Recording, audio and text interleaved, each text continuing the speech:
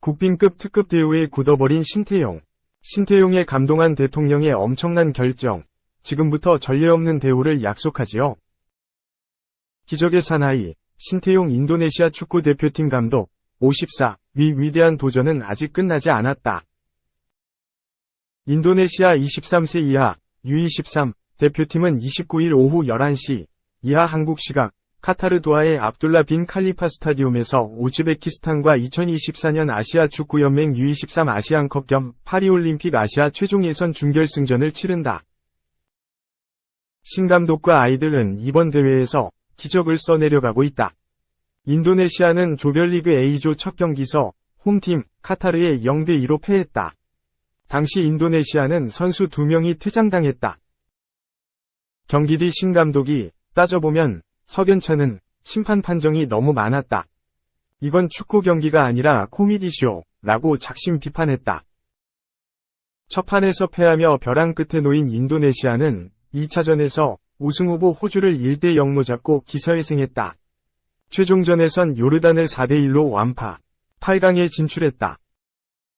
처음 이 대회 본선에 진출한 인도네시아는 신감독 지휘 아래 토너먼트까지 오르는 역사를 작성했다. 매직은 계속됐다. 인도네시아는 8강에서 대한민국을 승부차기 꺾었다. 인도네시아는 더 큰 꿈을 향해 나아간다. 이번 대회 1에서 3위는 파리올림픽 본선으로 직행한다. 4위는 아프리카 기니와의 대륙간 플레이오프를 통해 최종 운명을 정한다. 기니는 U23 아프리카 네이션스컵에서 4위를 했다.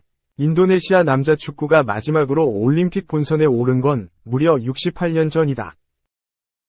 인도네시아는 1956년 멜버른 대회 이후 올림픽과 인연을 맺지 못했다. 신 감독은 인도네시아를 이끌고 또 한 번 역사에 도전한다. K리그 레전드, 신 감독은 지도자로도 펄펄 날았다. 그의 이름 앞에 그라운드 위 여우란 수식어가 붙은 이유다. 신 감독은 한국을 이끌고 나선 2018년 러시아 월드컵에서 대여 독일을 잡는 기적을 썼다. 한국은 조별리그 1, 2차전에서 2연패하며 벼랑 끝에 몰렸다. 하지만 3차전에서 독일을 2대0으로 제압했다. 신 감독은 2020년 인도네시아의 지휘봉을 잡은 뒤에도 줄곧 역사를 썼다. 그는 2020년 아세안 축구연맹컵 준우승, 2023년 AFC 20세 이하 아시안컵 진출, 카타르 아시안컵 사상 첫 16강 진출 등 각종 신화를 작성했다. 조국, 한국을 꺾고 4강에 오른 신 감독은 기쁘고 행복하고 기분이 좋다. 하지만 마음 한편으로는 착잡하고 힘들다. 인도네시아를 맡고 있는 만큼 인도네시아를 위해 최선을 다했다. 나와 지난 4년 동고동락한 선수들이 많다. 이들을 잘 파악하고 있어 동기부여만 잘 되면 좋은 성적을 낼 수 있다고 생각했다. 선수들에게 계속 자신감을 심어줬던 게 4강 진출을 이끌었다. 인도네시아 축구가 발전하고 있고 어느 팀과 붙어도 할 수 있다는 생각이 든다고 말했다. 한편 일본도 결승행 티켓을 놓고 이라크와 준결승전서 대결한다. 일본은 조별리그 B조에서 한국에 0대1로 패해 2위로 토너먼트에 진출했다. 8강에서 카타르를 제압하고 4강에 올랐다. 일본은 1996년 애틀랜타 대회부터 8회 연속 올림픽 진출을 향해 나아간다. 이영준 조현택 28일 김천 복귀의 정정용 감독, 통화해보니 힘들어하는 것 느껴져. 함께 이겨내고 더 좋은 선수로 만들어주는 게 내 역할. 이영준, 조현택과 통화했다. 내가 잘 챙겨줘야 하지 않을까? 선수들이 더 발전할 수 있도록 최대한 도와주겠다. 김천 상무 정정용 감독의 얘기다. 한국 U23 축구대표팀이 4월 27일 인천국제공항으로 입국했다. 한국은 2024 아시아 축구연맹 U23 아시안컵 8강전에서 인도네시아의 승부차기 접전 끝 패했다. 한국은 1984 미국 로스앤젤레스 올림픽 이후 40년 만에 본선 진출에 실패했다. 한국은 1988 서울 올림픽부터 2020 도쿄 올림픽까지 9회 연속 올림픽 본선 무대를 밟았다. 이영준, 조현택은 대표팀 핵심이었다. 이영준은 조별리그 첫 2경기에서 3골을 터뜨리는 맹활약으로 한국의 조 1위 8강 진출에 앞장섰다. 하지만 8강전 인도네시아와의 대결에서 교체 출전 25분 만에 상대 선수의 발을 밟아 레드카드를 받았다. 조현택은 인도네시아전 포함 4경기 모두 선발 출전한 한국 수비 핵심이었다. 정 감독은 선수들이 정말 고생했다 면서 영준이, 현택이 모두 지금보다 더 발전할 수 있는 선수라고 말했다. 이어 연령별 대표팀을 맡아봤다. 선수들이 이와 같은 아픔을 빨리 이겨낼 수 있도록 내 경험을 최대한 살리겠다. 영준이와 현택이를 위해서 내가 도울 수 있는 건 무엇이든 할 것이라고 했다. 정 감독은 연령별 대표팀 경험이 아주 풍부한 지도자다. 정 감독은 한국의 모든 연령별 대표팀 U-14에서 23을 이끌어봤다. 2019 국제축구연맹 U20 월드컵에선 준우승을 차지한 경력도 있다. 한국 남자 축구가 피파 주관대회에서 거둔 최고 성과다. 당시 정 감독의 지도를 받은 이강인은 2005년 리오넬 메시 이후 18살 선수론 처음 대회 골든볼을 수상했다. 정 감독은 지난 시즌 김천 지휘봉을 잡아 팀의 K리그 2 우승을 이끌었다. 올 시즌엔 K리그 1에서 돌풍을 일으키고 있다.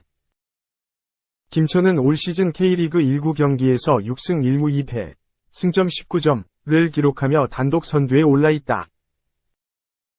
정 감독은 이영준, 조현택의 성장 가능성을 높이 평가한다. 이영준, 조현택이 좌절하지 않도록 더 신경 쓰고자 하는 건 이 때문이다. 3. 손흥민 원톱 부진 오른쪽 화살표 윙어로 펄펄. PK로 16호 골 플러스 팀 최고 평점. 그런데 토트넘, 아스널의 2에서 3석패, 사실상 UCL 좌절. 포지션을 일찍 변경했더라면 조금은 지난 아쉬움이 남는 경기였다. 캡틴, 손흥민, 32 토트넘은 3골 차나 벌어진 어려운 상황 속에서도 끝까지 따라붙으려는 끈기를 보여줬다. 하지만 소속팀 토트넘은 아쉽게 동점에 실패했다. 올 시즌 최종 목표였던 유럽 챔피언스리그 진출 티켓을 놓칠 가능성이 높다. 토트넘은 28일 한국 시간 영국 런던에 위치한 토트넘 호스퍼 스타디움에서 열린 2023-2024 잉글랜드 프리미어리그 35라운드 아스널과 맞대결에서 2에서 3으로 패배했다. 이로써 리그 5위 토트넘은 18승 6무 9패, 승점 60를 기록하게 됐다.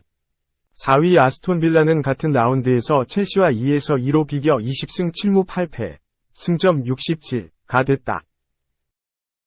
토트넘이 아스톤 빌라보다 2경기를 덜 치렀다고 해도 승점차가 더 벌어져 힘든 상황에 직면했다. 남은 경기가 많지 않다는 것을 생각하면 더 힘들어 보인다. 사실상 별들의 무대, 유럽 챔피언스리그 진출이 좌절됐다. 반면 아스널은 리그 우승을 향한 도전을 이어갔다. 시즌 성적 25승 5무 5패, 승점 80로 리그 1위를 달리고 있다.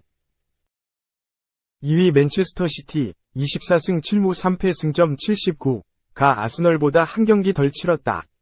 아스널이 불리해 보이지만 맨시티가 한 번이라도 미끄러준다면 분명 기회가 있다. 아스널은 20년 만에 리그 정상에 오르겠다는 꿈을 갖고 있다. 시즌 끝까지 투지를 발휘하는 것이 중요하다. 토트넘과 아스널의 맞대결은 북런던 더비로 불리는 라이벌 경기다. 스코어는 1점 차로 팽팽했다. 하지만 경기 내용은 완전히 달랐다. 토트넘은 전반에만 아스널에 3실점했다. 후반 집중에 2골 차로 따라붙었지만 동점에는 끝내 실패했다. 이날 대한민국 공격수 손흥민은 4-2-3-1 포메이션의 원톱으로 선발 출전했다. 전반에는 팀 전체로 부진해 별다른 모습을 보여주지 못했다. 벼랑 끝에 몰리자 안제 포스테코글루 토트넘 감독은 후반 19분 브라질 공격수 히샬리송을 투입. 대신 손흥민의 포지션을 최전방에서 윙어로 바꿨다. 그러자 손흥민은 펄펄 날았다. 여러 차례 상대 골문을 위협했고 후반 42분에는 페널티킥으로 팀의 두 번째 골을 뽑아냈다. 영국 축구 전문 90MIN은 손흥민에게 토트넘 선수들 중 가장 높은 평점 7을 부여했다. 센터백 크리스티안 로메로, 이선 자원 대한 쿨루셉스키도 같은 평점을 기록했다. 이와 함께 매체는 하프타임까지 더 많은 기회를 만들어야 했다. 히샬리송이 들어가면서 윙으로 편안해 보였다. 페널티킥 상황에선 단단한 정신력을 보여줬다. 고 칭찬했다. 축구 통계매체 폼목도 손흥민에게 높은 평점 7.5를 매겼다. 로메로의 평점 7.7 다음으로 좋은 점수였다. 후스코어드닷컴은 손흥민의 평점으로 6.61을 주었다. 이날 손흥민이 득점을 올리면서 올 시즌 리그 30경기에 출전, 16골 9도움을 기록하게 됐다. 득점왕을 향한 경쟁을 이어갔다. 현재 손흥민은 16골로 맨시티 필포든, 웨스트햄 제로드 보엔과 어깨를 나란히 하며 득점 부문 리그 공동 7위에 위치했다. 득점 선두는 괴물 공격수 엘링 홀란, 맨시티으로 21골을 기록 중이다. 쉽지는 않겠지만 손흥민의 몰아넣기 능력이라면 따라잡을 수도 있다. 토트넘은 손흥민을 중심으로 티모 베르너, 제임스 매디슨, 쿨루셉스키로 공격진을 구성했다. 피에르 호이비에르와 로드리고 벤탄쿠르가 중원을 조율했다. 포백은 벤 데이비스, 미키 반더벤, 로메로, 페드로 포로였다. 아스널은 4-3-3으로 맞섰다. 하지만 토트넘은 출발부터 불안했다. 전반 15분 호이비에르의 자책골을 시작으로 전반 27분 역습 위기에서 부카요 사카에게 추가골을 허용했다. 전반 38분에는 아스널 공격수 카이 하베르츠에게 세 번째 골을 얻어맞았다. 후반에는 분위기가 달라졌다. 토트넘은 후반 19분 로메로가 상대 골키퍼 다비드 라야의 패스 실수를 틈타 만에 골을 기록했다. 손흥민도 막판 페널티킥을 터뜨렸다. 아스널 미드필더 데클란 라이스가 공을 걷어내는 과정에서 토트넘 수비수 데이비스를 걷어찼다. 주심은 비디오 판독 끝에 토트넘의 페널티킥을 선언했다. 손흥민도 침착하게 집어넣었다. 그러나 동점을 만들기에는 시간이 부족했다. 결국 토트넘은 홈에서 패배를 당했다.